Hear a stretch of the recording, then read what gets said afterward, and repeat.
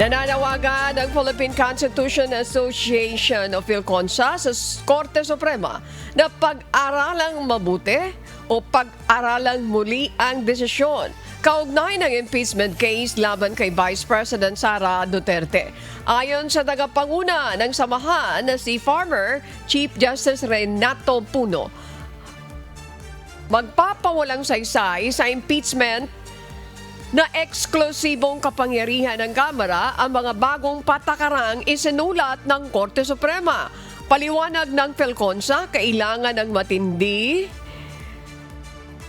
na pagsusuri ang mga desisyon ng Korte Suprema na nakakaapekto sa hatian ng kapangyarihan ng pamahalaan. Dahil sa maliit na pagkakamali, maaaring magdulot ng malaking pinsala sa saligang batas. Hinigayat din ng grupo ang Korte Suprema na ripasuhin ang mga basihan ng desisyon nito upang matiyak na nakabatay sa katotohanan.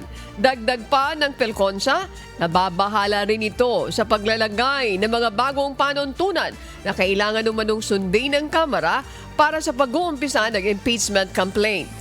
Paglabag umano ito sa probisyon ng saligang batas kung saan nakasaad na eksklusibong kapangyarihan ng Kamara ang pagsisimula ng impeachment.